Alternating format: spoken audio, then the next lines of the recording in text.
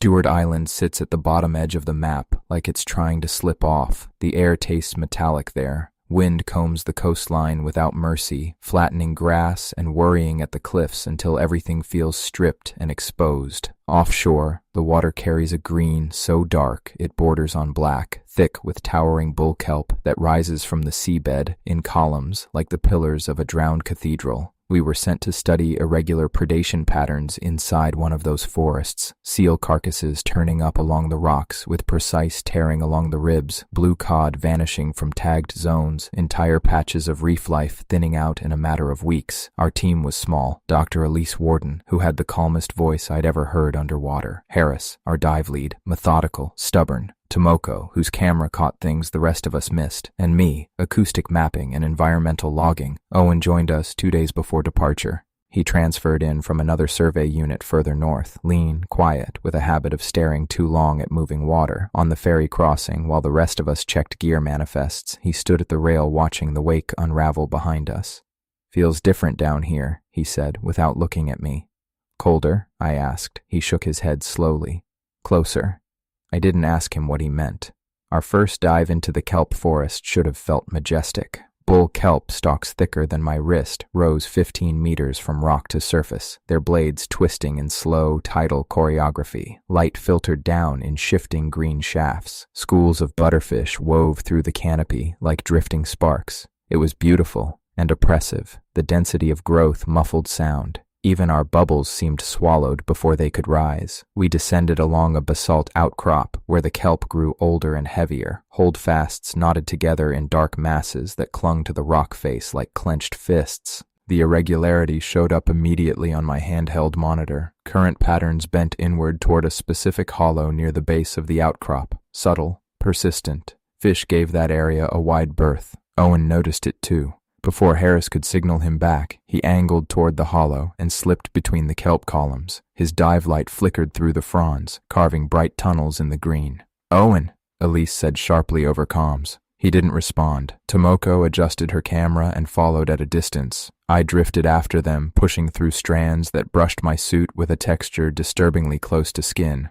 At the hollow's center, the seabed dipped slightly, forming a shallow bowl between rock and holdfast. That's where I saw it, bone, long and curved, pale against the dark tangle of kelp roots. Not fish vertebrae, larger, jointed in a way that suggested shoulders, fingers. More bones were woven into the holdfast mass, rib fragments, a section of jaw, something unmistakably human-shaped, though warped by time and pressure. Owen reached out and brushed sediment away from one. The kelp around him shifted, not with the current, with intention. The fronds tightened around his legs, brushing higher along his torso. His breathing spiked in my headset. "Something's pulling." His voice dissolved into static. Behind him, the water thickened.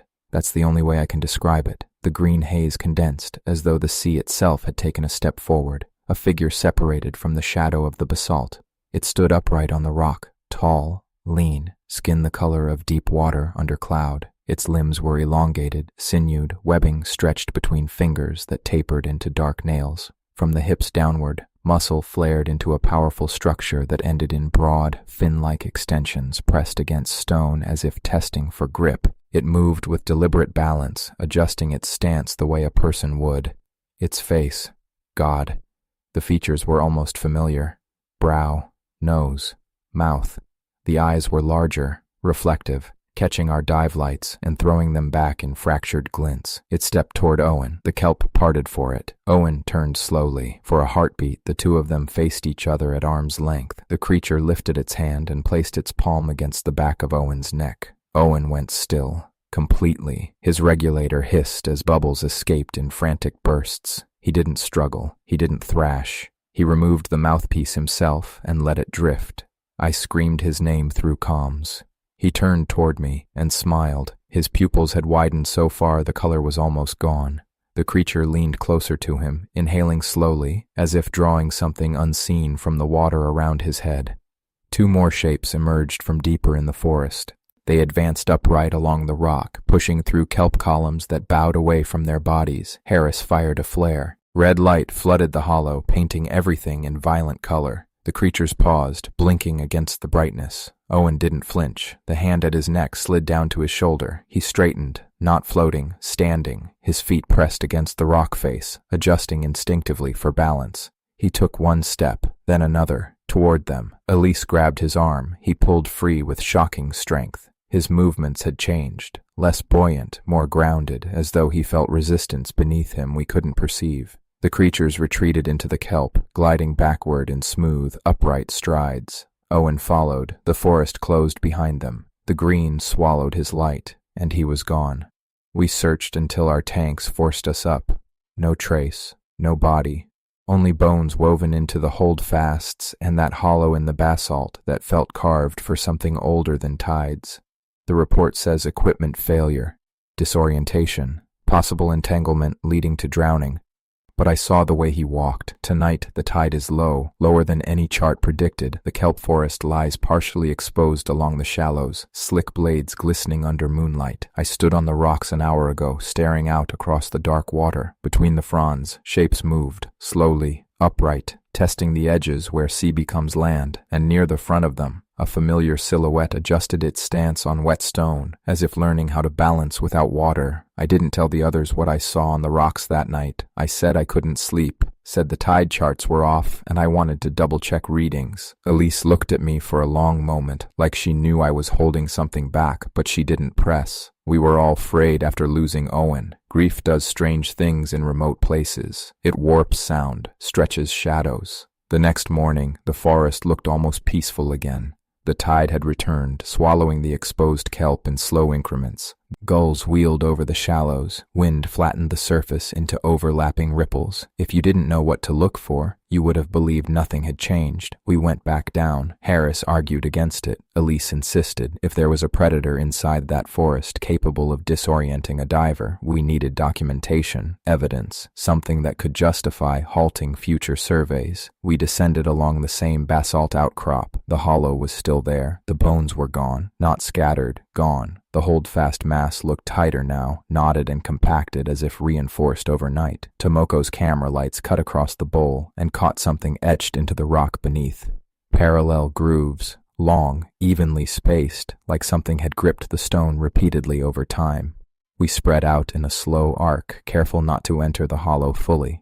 My acoustic monitor registered something faint, an irregular resonance that didn't match current or marine life, a vibration beneath the seabed itself. Then I saw movement beyond the kelp columns, a figure stepping between the stalks, upright, closer than before. The skin was the same gray-green, patterned in faint mottled bands like filtered light through water. The shoulders were broader, the posture more certain. It tilted its head slightly, studying us. Its face, it was Owen's, not fully. The bone structure was subtly altered, cheekbones sharper, jaw elongated, eyes wider and reflective. But I knew the slope of his nose, the scar along his eyebrow from a childhood accident he'd mentioned on the ferry. His mouth opened slowly. Water flowed through it without bubbles, and he spoke, not through comms, through vibration. My headset crackled violently as the sound passed through the hydrophone array clipped to my gear. A low, layered tone that felt like it bypassed ears entirely and settled directly behind my eyes.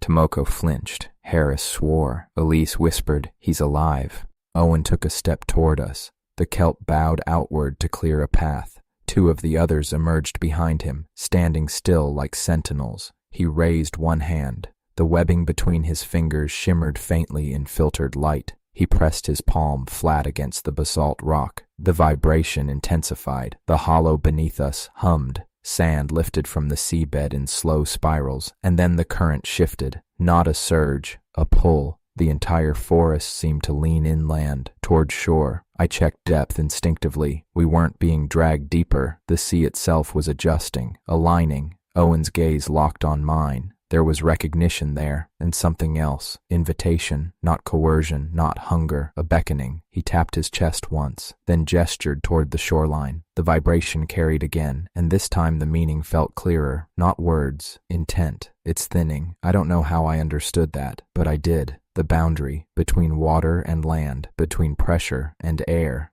It was changing. Behind Owen, the other walking figures began moving in a slow procession toward the shallows, upright, deliberate, testing the slope where rock met rising tide. Harris grabbed my arm and signaled ascent. We rose together, breaking the surface in sharp gasps. Back on the boat, Elise ripped off her mask. "You saw that," she said. No one answered. We all had. That night, the tide didn't recede. It lingered higher than predicted, lapping at the rocks beneath the cabin long after charts said it should fall. I stood at the shoreline again, heart hammering. The kelp canopy swayed close to the surface now, almost brushing air. Shapes moved beneath it, closer than before, and when one of them stepped onto the slick stone shelf at the water's edge, it didn't collapse back into the sea. It held. Water streamed from its limbs as it shifted its weight forward. Owen followed. He paused ankle deep, studying the shore. Then he took another step. The water didn't pull him back. It seemed to cling to him, a thin sheath that shimmered along his skin as if reluctant to let go.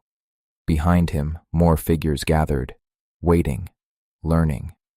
I felt the vibration again, not from beneath the seabed this time, but through the wet rock under my boots. The forest wasn't just a habitat, it was a threshold, and whatever had taken Owen wasn't confined to water anymore. He lifted his head toward me. His mouth curved into something that almost resembled the smile he'd given underwater, and then, carefully, he placed his full weight onto land, as if testing whether it would accept him. I should have run. That's what any rational person would say. When something that used to be your colleague steps out of the tide with webbed hands and reflective eyes, you don't stand there analyzing posture shifts. But I didn't run. I stayed rooted to the rock shelf while Owen, whatever he was now, balanced himself against gravity like it was a new variable he was learning to calculate. Water streamed off him in narrow rivulets. It didn't splash randomly. It clung, sliding along his skin in deliberate paths before dropping away. Behind him, 3 more figures waited in the shallows, upright silhouettes shifting subtly as waves curled around their calves. Owen took another step inland. His movements were cautious, deliberate, ankles flexing differently than they had underwater, toes spreading against stone as if testing friction. The sound he made wasn't speech. It was a low, harmonic vibration that rolled through the rocks and into my chest. The same resonance from the hollow. Closer now, the kelp forest responded. I heard it, a faint rustling from beneath the surface, strands pulling tighter, adjusting their angle with the tide. The forest wasn't swaying randomly anymore. It was leaning shoreward, as if following. "Elise," I whispered into the comm clipped to my collar. No answer. The radio hissed uselessly. The vibration intensified. Owen tilted his head slightly, studying my face. Recognition flickered there again. Not the hollow stare from the dive. Something more focused. He tapped his chest once more. Then he reached down and pressed his palm flat against the rock shelf. The vibration surged through the stone beneath my boots. The waterline advanced a few centimeters, not from a wave, but as if drawn upward by invisible pressure. My breath caught. The tide wasn't rising naturally. It was responding. The figures in the shallows stepped forward together. Their movements were synchronized, each stride measured. They didn't stumble or slip despite the slick algae coating the rocks. They were adapting, and the water followed them. A thin sheet crept across the shelf, coating stone in a glistening film that shimmered faintly in the moonlight. Owen stepped farther inland. The water remained around his feet like a second skin. It didn't recede. It sustained him. Behind me, the cabin door banged open. Harris's voice cut through the wind. "What are you doing?" I didn't turn. Owen's gaze shifted past me toward the sound. His pupils narrowed slightly. Not aggression, assessment.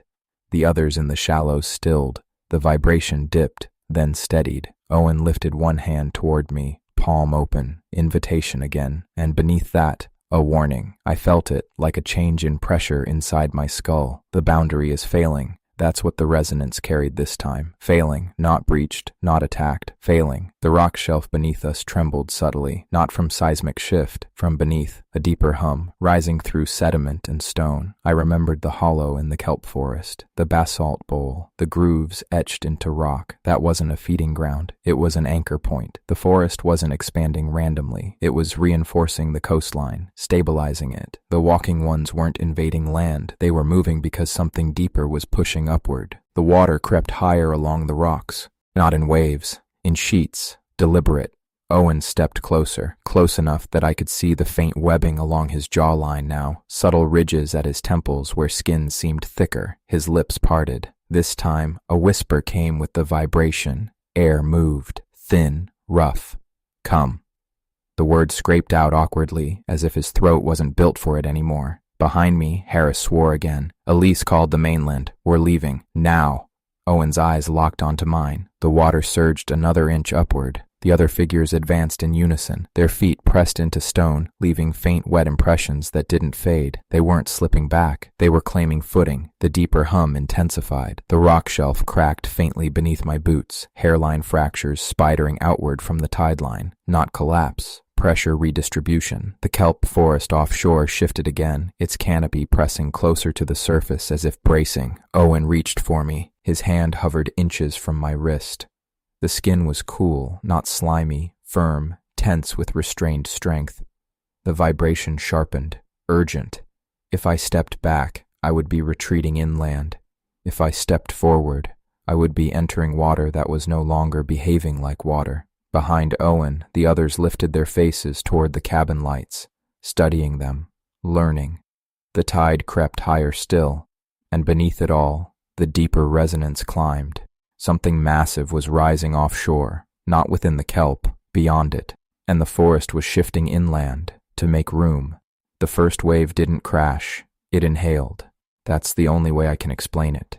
The ocean drew backward in a long, low pull that exposed a strip of glistening seabed beyond the kelp canopy. Rocks that hadn't seen air in decades glimmered under moonlight. The bull kelp bowed forward as the water retreated around their stalks, fronds slapping softly against one another. Owen's hand was still hovering inches from mine. When the sea pulled back, he didn't fall. The thin sheath of water around his legs thickened, clinging tighter, as though resisting the retreat. Behind him, the other figures braced instinctively, knees flexed, webbed hands pressing against stone. The vibration under my feet surged, not frantic, massive, the kind of resonance that comes from something displacing a colossal volume of water. Harris grabbed my shoulder and yanked. Back! This time I moved. We stumbled toward the cabin as the exposed seabed began to tremble. Out beyond the kelp forest, the waterline bulged, not a cresting wave, a rising wall. The surface arched upward in a slow, unnatural swell, as though something immense beneath it was pushing toward light. Owen turned away from me, toward the ocean. All four of the walking figures dropped to one knee in unison, palms flat against the stone. Reverent, the wall of water continued to rise. It didn't break into foam. It thickened.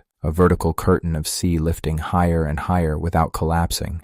Within it, I saw a silhouette, broader than a boat, longer than the tree line, a shape moving behind the suspended water like a shadow behind frosted glass. The deeper resonance peaked. The air itself vibrated. Windows in the cabin rattled violently. The water curtain split down the center, not from impact, from emergence. A head surfaced, if you could call it that. It wasn't fish. It wasn't mammal. It was a structure of layered bone and muscle, crowned with ridged plates that curved backward like the spine of a ship's keel. Its eyes were set wide apart, luminous beneath the surface, reflecting moonlight in cold arcs. The torso that followed was elongated, powerful, tapering into something still hidden beneath the suspended mass of water. It did not lunge ashore. It hovered just beyond the kelp forest's edge, and the kelp responded. The entire forest leaned toward it, stalks bending inland as if drawn by gravity. Owen stood. He stepped forward, water gathering around his calves once more as the ocean surged back in a single, controlled advance. The wave did not crash against the rocks. It flowed upward in a smooth sheet, reclaiming the exposed seabed without violence. The giant form lowered slightly, settling into the deeper channel beyond the forest. The vibration shifted from ascending to stabilizing. The cracks in the rock shelf beneath us stopped spreading.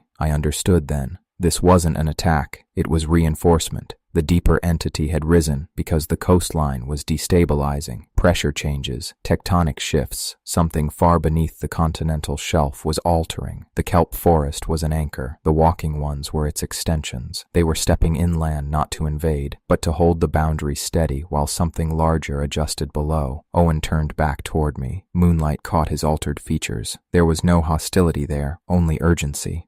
Thin, he rasped again, voice grinding through an unfamiliar throat. The water reached my boots, not cold, dense, heavy. The massive figure beyond the kelp shifted once more. its presence pressed against the shoreline like a counterweight. The tide stopped rising, held, suspended at a new equilibrium. Harris dragged me inside the cabin as Elise shouted into a satellite phone that no longer had signal. Through the window, I watched Owen step backward into the shallows. The other figures followed. They did not look at the house again. Their attention remained fixed offshore, toward the immense silhouette half-veiled by dark water. Gradually, the vibration diminished. The giant form sank lower, retreating beneath the surface without a splash. The kelp forest relaxed, stalks easing back into vertical sway. The tide receded to a normal line, and the rock shelf beneath the cabin stopped trembling. Owen was the last to disappear beneath the canopy. Before the water closed over his shoulders, he looked up once more, not at me, at the land behind me, measuring it.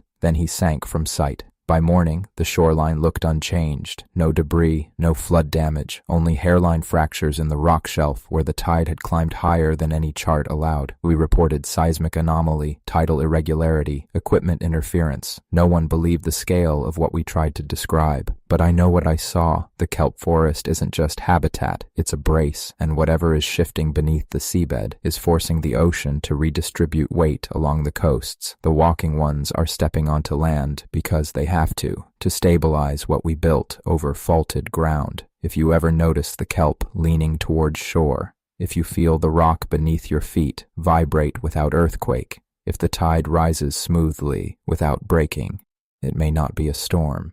It may be something older than storms, pressing upward from below, and the sea itself adjusting to keep the land from splitting open. We should have left Stewart Island the next morning. That's what the mainland office told us once the satellite line flickered back to life. Seismic irregularity, possible subsea uplift, suspend field operations immediately. But none of them had stood on that rock shelf. None of them had felt the water hold itself in place, like a hand bracing a collapsing wall. Elise wanted one more survey. Not in the forest, she said. Along the fault line north of here. If something rose that large, there'll be displacement.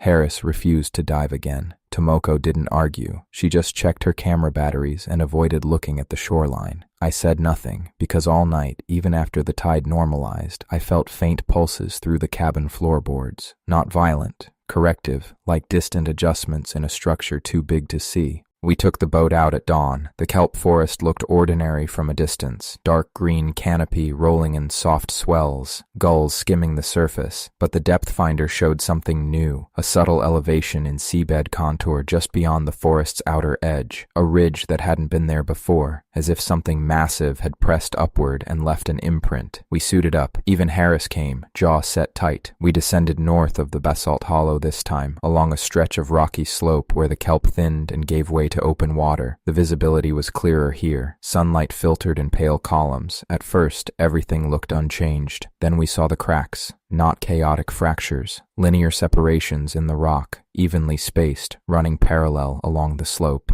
Stress lines, redistributed load. The seabed had shifted and been held in place. I checked my acoustic monitor. Low-frequency pulses still traveled beneath us. Slower now, stabilizing. Then Tomoko's light caught movement farther upslope. 3 figures stood between kelp columns, watching, upright. They did not approach.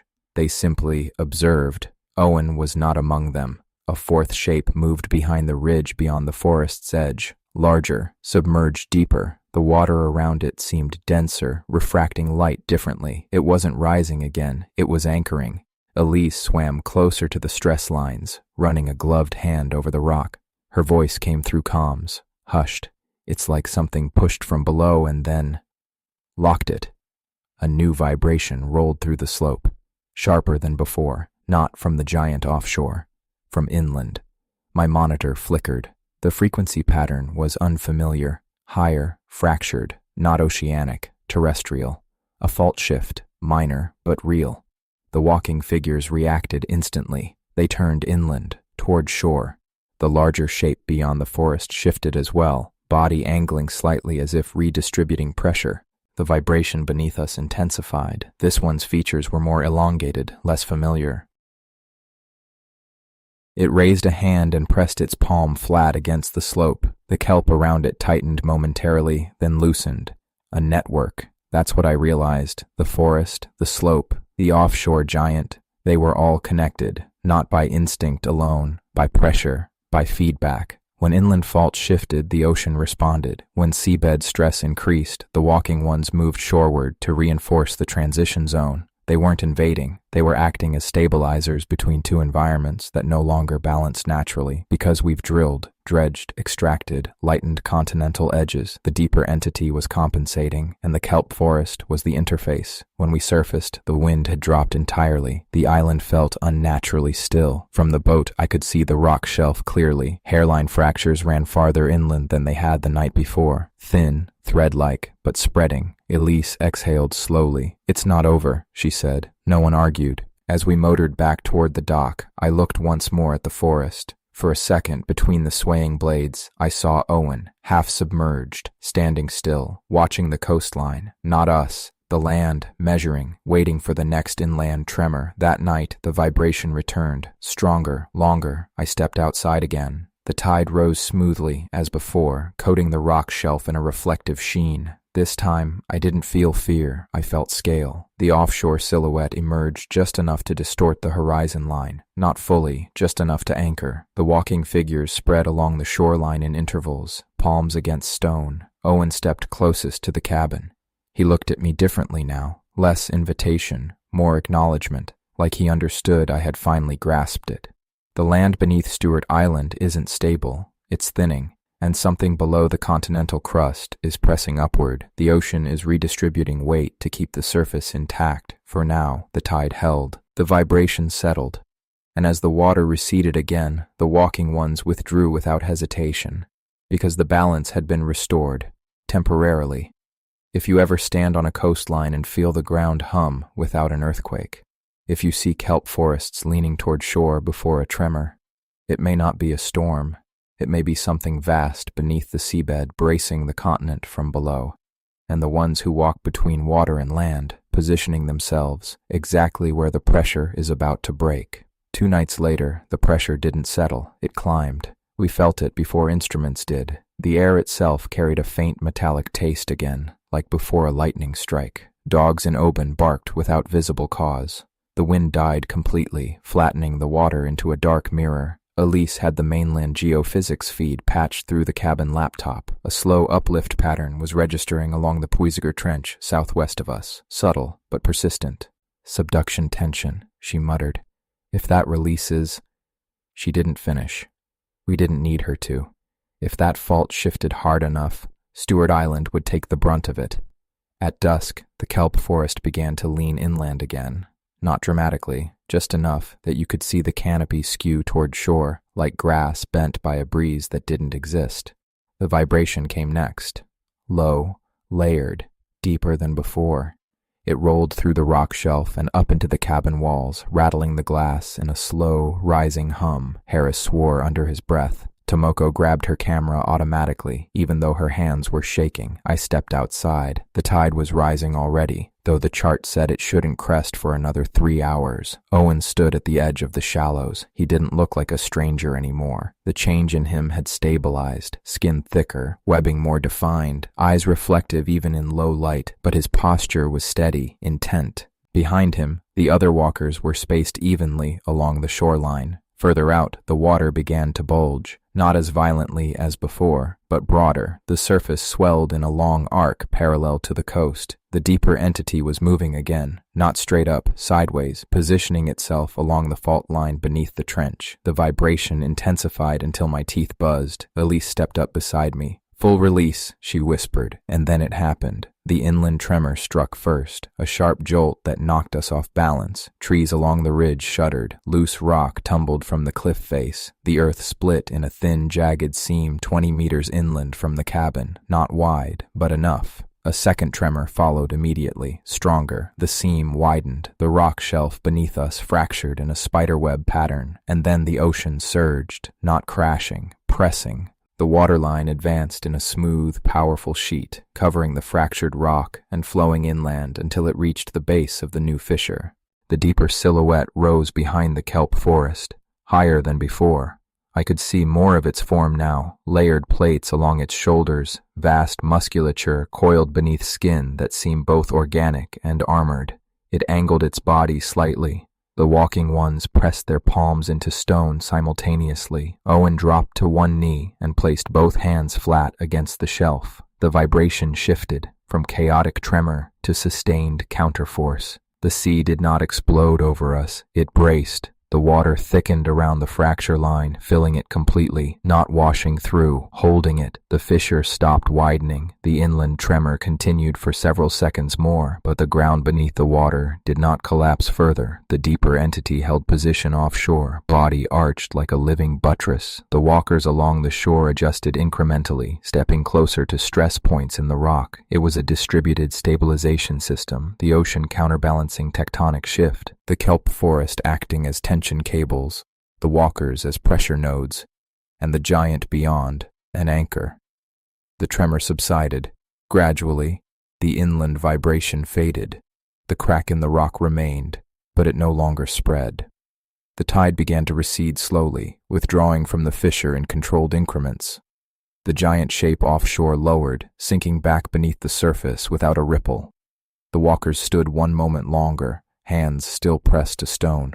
Then Owen rose. He turned to me again. There was exhaustion in his posture now, not physical fatigue, strain, as if holding that much force required a cost. He stepped backward into the shallows. The others followed. The kelp forest eased upright once more. By midnight, the tide line returned to normal. The fissure inland sat quiet, a scar instead of a wound. We didn't speak for a long time. Elise finally exhaled. They're compensating for tectonic instability. Harris shook his head slowly. They're the reason it hasn't gotten worse. I looked at the fracture line glistening faintly under moonlight. If the ocean hadn't surged when it did, if the deeper entity hadn't anchored, that crack might have split the ridge entirely. The cabin might have gone with it. The town beyond might have felt the full release. Instead, the land held, barely. Owen paused waist-deep in water before disappearing. For a moment, his gaze met mine. Not pleading, not inviting, resolute. Then he submerged beneath the kelp canopy. The vibration didn't stop completely after that. It never does now. It's faint most nights. A low reminder beneath rock and soil that the continent isn't fixed. It's negotiated, and something vast beneath the seabed is constantly adjusting that negotiation. If you ever feel the ground hum and the tide rise without storm, if you see kelp forests lean toward shore before a quake, understand this: it may not be an invasion, it may be reinforcement, because the land isn't as solid as we pretend it is. And the ocean may be the only thing holding it together. We stayed another week, not because we were brave, because leaving felt wrong. If something beneath the trench was pushing upward with enough force to fracture the ridge, and the ocean was the only thing bracing it, then this wasn't a localized anomaly. It was ongoing. The mainland called it a tectonic adjustment event, a clean phrase, contained, as if tectonic plates politely adjusted themselves and went back to sleep. But the instruments didn't agree. Every night between 2 o'clock and 4 o'clock, the low-frequency hum returned, not sharp like a quake, sustained, a pressure equilibrium, shifting millimeter by millimeter. We started mapping it. Elise overlaid seismic feeds with tidal irregularities. I fed hydrophone data into a pressure model. Patterns emerged quickly. Whenever inland microfractures increased, the kelp forest density shifted shoreward. Whenever offshore trench pressure climbed, the deeper silhouette repositioned laterally along the shelf. It was responsive, real-time, a balancing act between crust and ocean mass, and the walking ones were the interface. The second major event happened at dusk. No warning tremor this time, just a sudden drop in barometric pressure, and a silence so complete it felt manufactured. Birds stopped mid-flight. The wind collapsed entirely. The sea flattened into glass. Then the vibration began, stronger than before, not rising from the trench, from beneath the island itself. Elise's screen spiked red. "Vertical uplift," she whispered. The rock shelf beneath the cabin trembled, then tilted slightly toward the sea. A crack split open along the ridge above Oban, wider than the last. This one was not hairline. This one gaped. The inland forest beyond the town shuddered as the fault attempted to release stored tension. If that ridge gave way fully, half the settlement would slide toward the bay, dozens of them. The water beyond the kelp forest had already begun to rise when we first saw it. At first, I thought it was just another pressure shift like the previous nights, the sea adjusting itself, redistributing weight along the shelf the way we'd watched it do before. But the surface didn't smooth out. It bulged. A long swell lifted beyond the kelp canopy, dark water arching upward like a hill slowly forming beneath the sea. Owen stood waist-deep in the shallows, facing it. He didn't look back at us this time. He looked small against that swelling wall of ocean. "Something's coming up," Harris said behind me, voice tight. Elise stepped closer to the edge of the rock shelf, squinting into the dim horizon. The kelp forest began to compress. Stalks that had swayed gently moments before tightened together, blades folding inward as though pushed aside from below. Then the water split. Not from a wave breaking, from something forcing its way upward through it. The first thing we saw was armor. Dark plates the size of boat hulls surfaced slowly, layered over one another like overlapping shields. Water cascaded down their ridges as they lifted higher, revealing a massive shoulder beneath the sea. The head rose next, longer than any creature I'd ever seen outside of deep-sea footage, crowned with bony crests that curved backward along its skull. Its eyes were set wide apart, luminous and reflective, catching the fading light like twin lanterns underwater. The torso kept coming, muscle and plate intertwined in an immense column that dwarfed the kelp forest itself. It stopped rising when the top of its chest cleared the surface, and the sea went still. The sound that followed wasn't a roar, it was a vibration, deep, violent. The rock shelf under my feet trembled as the creature inhaled through slits along its neck. Owen turned then. For the first time since we'd seen him that night, his posture changed. He stepped backward, away from it. The other walking figures in the shallows did the same, slowly, carefully, not like they were welcoming it, like they were giving it space. The armored giant tilted its head toward the shoreline, toward us. The vibration sharpened, angrier. The kelp forest began to thrash violently around its body, stalks snapping and twisting as its mass shifted beneath the surface. "Back," Harris whispered. None of us moved. The creature leaned forward. The sea surged with it. Water climbed the rock shelf in a thick sheet, racing toward our feet. Owen stepped between the advancing tide and the cabin. He raised one hand toward the giant. The vibration from his body answered the larger one, shorter, higher, a warning tone. The armored head lowered slightly, the giant's eyes fixed on him. For a moment the two resonances clashed through the stone and water alike. Then the deeper entity moved, not toward the trench, toward land. It surged forward through the kelp canopy, crushing entire columns of stalks beneath its plated chest. The forest tore open around it as its body forced a channel straight toward the rock shelf. The water slammed against the shoreline, the first real wave. It knocked Harris off his feet and sent Tomoko scrambling backward toward the cabin. Elise grabbed my arm and dragged me higher up the rocks.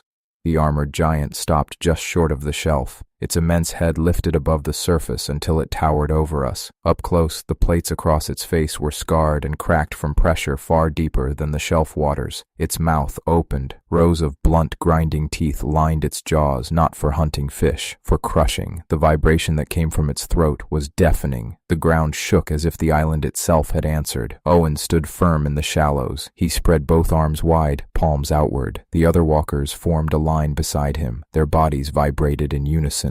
The armored giant lunged. Water exploded over the rocks. Its plated forelimbs struck the shelf hard enough to crack stone. The walkers were thrown backward, but Owen held his ground. He slammed both hands against the rock beneath the waterline. The vibration from him spiked, sharp, defiant. The giant recoiled slightly as the resonance hit it. For a second, the sea itself seemed to pulse outward from Owen's position. The armored creature reared back, plates grinding together. Then it struck again. This time its claws scraped across the shelf, gouging deep trenches through the stone. The impact knocked Owen to one knee. One of the other walkers was swept away by the surge, disappearing beneath the boiling water. "Inside!" Harris shouted. But I couldn't move, because Owen looked back at us, not in fear, in urgency. His eyes locked onto mine, and he shook his head once. "Don't run." The armored giant lowered its head again, closer this time.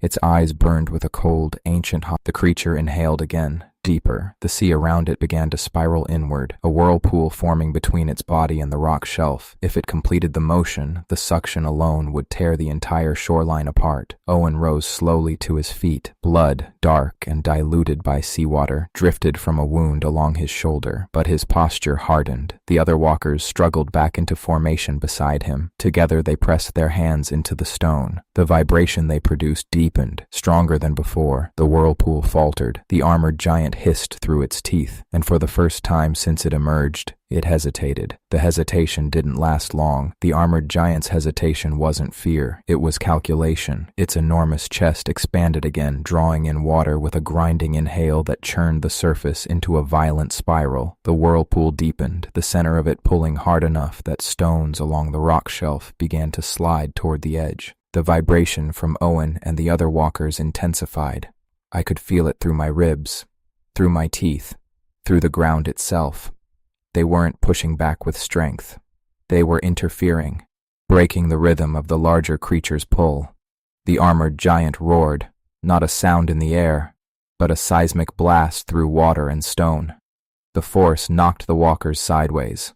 Owen staggered, barely catching himself against the rock, and the whirlpool surged again. This time the suction caught Harris. He slid across the wet shelf with a shout, boots scraping uselessly for grip. "Elise!" She grabbed his arm just before the water reached them, both of them collapsing hard against the fractured rock. Another step forward from the giant, and they would be gone. The creature's plated forelimbs slammed onto the edge of the shelf again. The entire shoreline cracked. Stone splintered outward from the impact. The armored creature was climbing, not fully onto land, but high enough that its head loomed above us, dripping sheets of seawater down the rock face. Its jaws opened wider this time. The grinding teeth inside them shifted like moving stone. The walkers reacted instantly.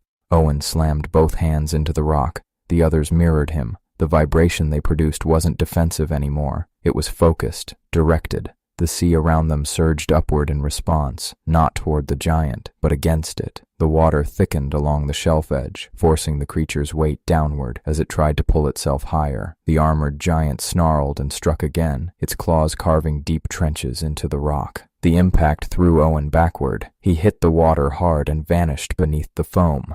"No!" Elise shouted. The walkers broke formation for a moment, turning toward the spot where he disappeared. The giant saw the opening. It lunged, its massive head slammed down toward the shoreline. At the last second, Owen erupted from the water. He drove both hands into the creature's plated jaw. The vibration he unleashed was different, sharper, violent.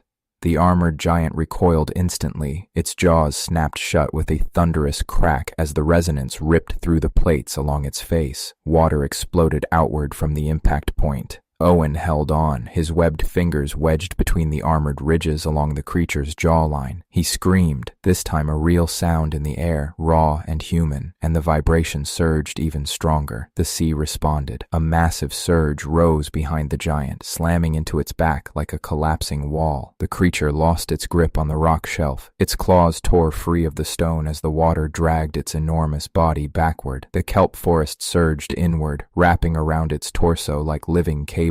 The armored giant thrashed violently, crushing entire swaths of kelp as it fought the pull. Owen let go just as the creature was dragged fully back into deeper water. The surface erupted into chaos, foam, broken kelp, rolling swells smashing against the rocks. For a moment the giant's armored head surfaced again beyond the forest, eyes blazing as it glared toward shore. Then the deeper current seized it. The immense body twisted once beneath the water and vanished into the dark beyond the kelp canopy. The sea slowly settled. The whirlpool dissolved into ripples. The broken kelp drifted in wide circles. Owen floated in the shallows for several seconds before the other walkers reached him. They lifted him upright. He was badly hurt now. One of the armored creature's claws had sliced across his side. The water around him stained dark, but he was alive. He looked toward us one last time. Exhaustion lined his face. The other walkers began guiding him back toward the kelp forest. Before disappearing beneath the canopy, Owen raised one hand weakly. Not a wave, a signal. Stay back. Because out beyond the forest, far beyond where the armored giant had vanished, the water moved again. Something deeper.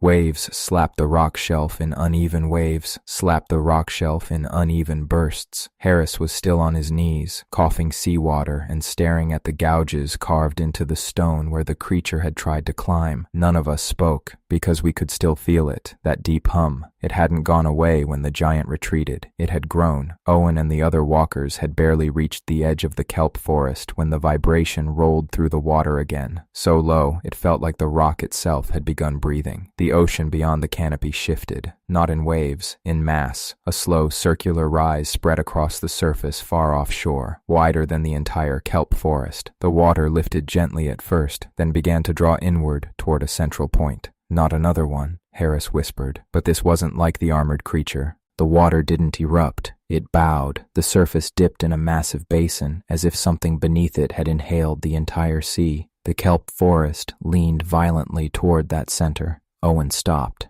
The other walkers stopped with him. All of them turned toward the open water. Then, one by one, they knelt, their palms pressed flat into the seabed beneath the shallows. The vibration coming from them changed, lower, submissive. The water beyond the forest began to glow faintly with reflected moonlight as something enormous rose just beneath the surface, not breaking it, just close enough that its outline warped the sea above it. The shape was impossible to measure. A ridge longer than the horizon drifted slowly upward, its bulk displacing the ocean around it in slow tidal folds. Where the armored giant had been a predator, sharp-plated, violent, this thing felt ancient, heavy, patient. The sea moved around it the way air moves around mountains, and when it finally surfaced, it did so without breaking the water. A vast, dark form pressed against the underside of the sea itself, lifting it into a smooth dome that towered above the kelp canopy. I could see the contours of its back through the thin sheet of water above it, layered ridges, scars, growths that looked almost like coral fused into its flesh. Then one eye opened, not luminous, not glowing, just enormous, a dark pupil the size of a boat slowly turning toward the shoreline. Toward us. My legs finally gave out. I sat hard against the rock, unable to look away, because suddenly the armored giant's attack made sense. That creature hadn't come here to hunt us.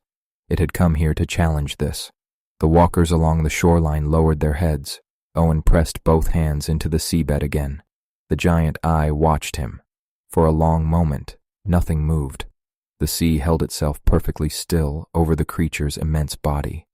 Then the vibration came, not violent, not threatening, a deep rolling resonance that passed through water, stone, and bone alike. It felt less like a sound and more like a question. Owen answered. His body trembled as he forced another pulse back through the seabed. Short, weak compared to the other, but clear. The giant eye lingered on him, then slowly turned toward the broken kelp forest, where the armored creature had vanished.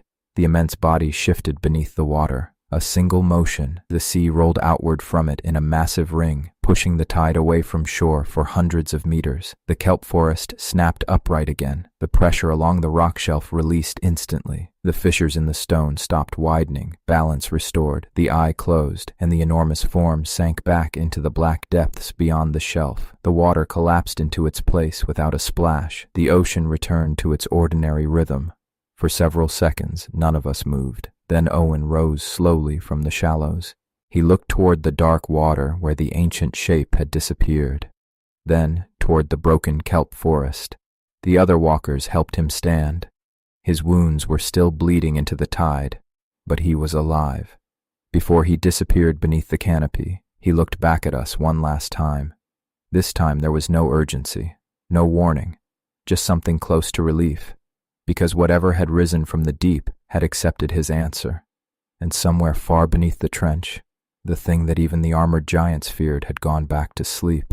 None of us moved for a long time after the ocean closed again. The water looked ordinary. That was the unsettling part. The tide slid across the broken rock shelf like nothing had happened. Kelp fragments drifted in loose mats where the armored giant had torn through the forest. The gouges in the stone were still there, deep enough to hold pools of seawater that reflected the moon, but the pressure was gone. Because none of us had a word for it, Predator didn't fit. Guardian didn't feel right either. What had surfaced out there wasn't defending the coastline, it was adjudicating it. And Owen had answered for us. We didn't sleep that night. The cabin lights stayed on while Elise worked through seismic logs from the portable sensors we'd deployed along the ridge. Every tremor line stopped the moment that enormous shape sank back into the trench. The island had stabilized instantly, like someone had set a weight back onto a scale that had started tipping. By dawn, the sea looked calm again. Too calm. The kelp forest had partially collapsed where the armored giant had forced its way through, leaving a wide corridor of floating stalks and shredded fronds stretching from deep water toward the shallows. We took the boat out carefully that morning. No one suggested diving. We just drifted along the edge of the torn canopy. The depth finder showed something strange beneath the surface. The seabed where the giant had surged forward was smoother now, flattened, like immense pressure had compacted the rock and sediment during the struggle, and beyond the forest, where the ancient shape had surfaced, the trench dropped away sharply, far deeper than the chart said it should. Elise stared at the screen for a long time. It wasn't rising, she said quietly. It was already there. That thing had been lying just beneath the shelf the entire time, waiting. By the afternoon, the walkers returned. We saw them first through Tomoko's camera lens, 3 figures standing knee-deep in the shallows where the kelp canopy thinned. One of them was Owen. He was moving slower now. The wound along his side had begun to close, though the scar it left was jagged and dark against his altered skin. He didn't approach the boat. None of them did. They stood in a loose line, watching the damaged forest. Then they began working. There's no other way to describe it. They moved through the shallows, pressing their palms into the seabed, adjusting broken kelp holdfasts, anchoring the surviving stalks into new positions. The forest responded. Gradually, fronds that had drifted loose began to settle again, drawn into the current patterns created by the walkers' movements. They were rebuilding it. The kelp wasn't just vegetation, it was part of the system, a flexible brace between water and land. When storms hit or faults shifted, its mass absorbed some of the strain along the coast, and the walkers maintained it. Hours passed before Owen finally looked up at us. He raised his hand once, not a wave, more like acknowledgement. Then he turned back to the forest. We left Stewart Island 2 days later. The mainland authorities insisted after the seismic anomaly reports started circulating through research networks. But none of the reports included the real event. They mentioned unusual tidal compensation and localized trench pressure release. They didn't mention the armored giant, they didn't mention the ancient thing beneath the sea, and they definitely didn't mention Owen. That part stayed with us. A week later, I watched footage from a satellite monitoring station. Another subduction fault had slipped along the Pacific Ring, a serious one, the kind that usually sends tsunami alerts racing across half the planet. But the ocean didn't behave the way the models predicted. Instead of a single massive wave building offshore, the water redistributed along multiple coastlines. Tidal pressure spiked near kelp forests. Currents reversed briefly. Then everything stabilized. The tsunami never formed. The scientists called it a pressure anomaly, but I knew what I was seeing. Somewhere along another stretch of coastline, walkers had stepped into the shallows, and somewhere far below the continental shelf, something immense had shifted its weight again. I still dream about that eye, the size of it, the way it looked at Owen, not with curiosity, with recognition, like he was part of a system it had known long before humans started mapping coastlines. Sometimes I wonder how long that system has existed. Millions of years, maybe. Before cities, before ships, before the idea that land and ocean were separate worlds. Maybe they were never separate. Maybe the boundary between them has always been managed, maintained, negotiated, and when it starts to fail, something rises from the deep to decide what happens next. If you ever stand on a rocky coast at night and feel the ground humming faintly beneath your feet, if the tide climbs higher than the charts say it should, look out past the kelp forests, because sometimes the ocean isn't restless, sometimes it's just adjusting its balance, and somewhere in the dark water beyond the canopy, something ancient is watching to make sure the world doesn't tear itself apart. We thought that was the end of it, not the end of the system. We understood now that whatever lived along those coastlines had been working long before humans noticed, but the end of our involvement. Researchers move on. Governments bury anomalies in technical language. Islands go back to quiet routines. For a while, Stewart Island did exactly that. The kelp forest repaired itself slowly over the next few weeks. Satellite images showed the canopy thickening again where it had been torn apart. Ocean currents stabilized. The tremor logs flattened. On paper, the coastline had recovered. But one detail didn't match the models. The trench beyond the forest kept deepening. Every sonar sweep showed the same thing. The shelf edge had dropped several meters farther than before, as if something enormous had shifted its resting place. 3 months later, Elise called me. Not with excitement, with the tone people use when something they hoped wouldn't happen happens anyway. "There's another rupture forming," she said. "Where?" "Not here." A pause. "California." The Pacific doesn't move like a single body. It moves like a network. What happens along one subduction zone redistributes pressure across the basin. If a fault resists release long enough, the strain travels sideways through the plates until it finds a weaker seam. The San Andreas system had been accumulating that strain for decades. Now it was starting to slip, not enough to trigger the earthquake everyone feared, just enough to disturb the balance. And when that balance shifts, the ocean answers. We watched the data together on a remote feed, seismic readings from the California coast, pressure spikes in underwater trenches, currents reversing along kelp beds near Monterey, and then the footage arrived. Drone footage. Someone flying a coastal survey along a stretch of rocky shoreline north of Big Sur had captured something unusual. The kelp forest there had begun leaning toward shore, exactly the way Stewart Islands had. The waterline rose without wind. The tide thickened along the rocks. Then shapes emerged, walking shapes. At first, the drone operator thought they were divers, until they stood upright, until they began pressing their hands into the stone. The network had activated again. Different coast, different walkers, same response, and somewhere offshore, something larger was beginning to rise. I went back to Stewart Island once more after that, not because anyone asked me to, because I needed to know.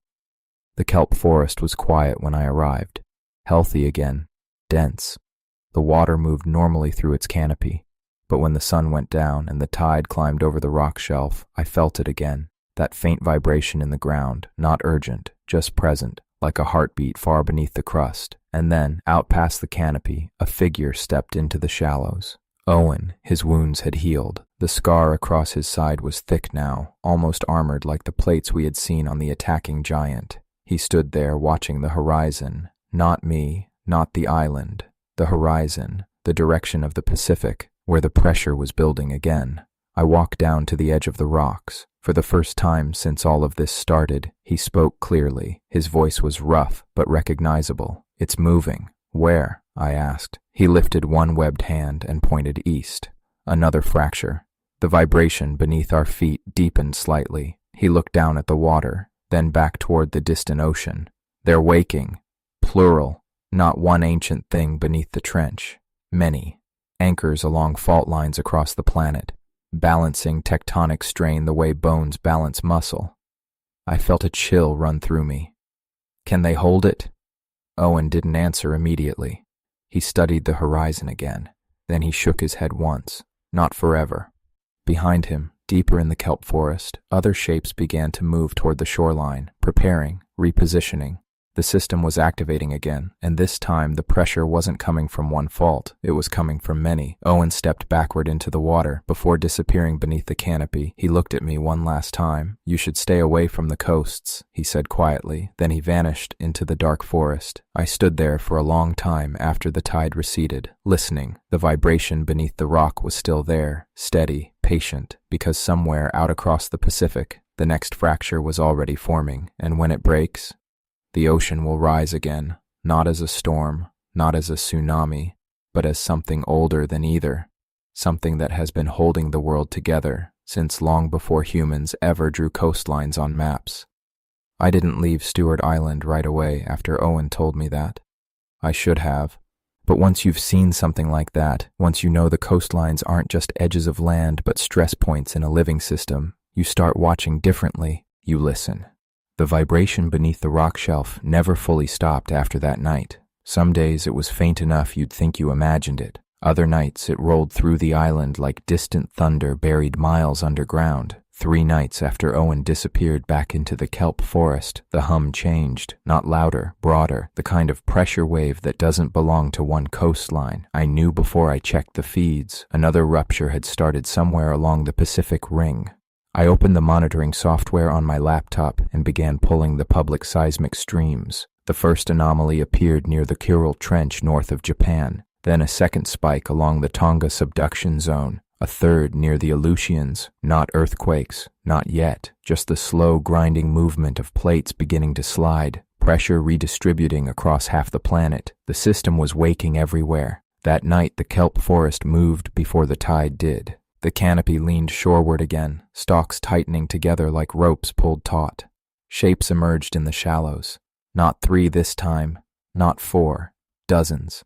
Walkers spread along the rocks in both directions as far as I could see in the moonlight. They spaced themselves evenly along the shoreline, hands pressed against stone, listening, waiting. Owen stepped out among them. He looked stronger now, more solid in the way he carried himself, like the water had finished reshaping him into whatever role he served here. But his eyes were still the same, human enough that I couldn't look away. "The pressure's spreading," he said, "across the basin." "How many faults?" I asked. He looked out over the water. "Too many."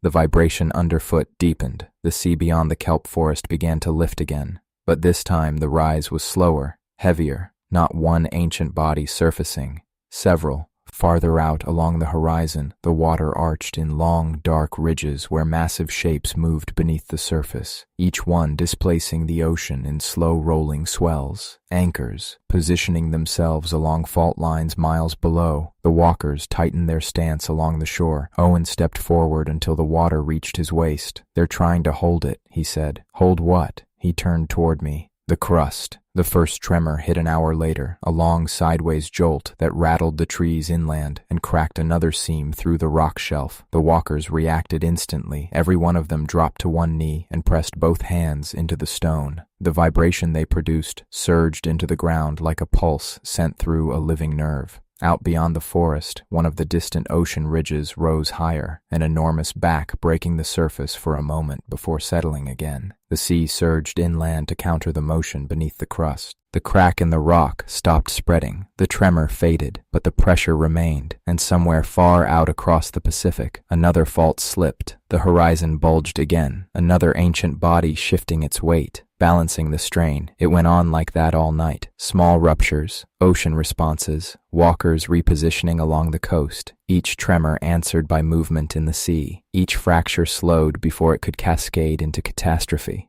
By dawn, the island was quiet again. The kelp forest relaxed. The walkers began returning to the water. Owen lingered a moment longer. He stood beside me on the rock shelf, looking out across the calm morning sea. "That was only the beginning," he said. "What happens if they can't hold it?"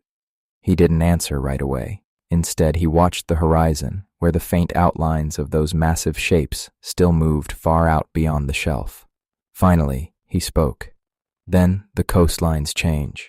"How much?" He looked down at the scar in the rock beneath our feet. "However much the planet needs." He stepped back into the water then. The kelp canopy closed over him. The other walkers were already gone. The ocean returned to its slow, ordinary breathing. But the hum beneath the island never stopped. And now that I've heard it, I know what it means. Every coastline on Earth sits on the edge of a negotiation, between crust and ocean, between pressure and weight, between the land we build on and the ancient system beneath the sea that decides whether it gets to stay there. If you ever feel the ground vibrate faintly while standing near the water, if kelp forests start leaning toward shore without wind, look out past the waves, because somewhere beyond the horizon, something enormous may be rising again to keep the world from breaking apart. The tremors didn't stop after that night. They just spread.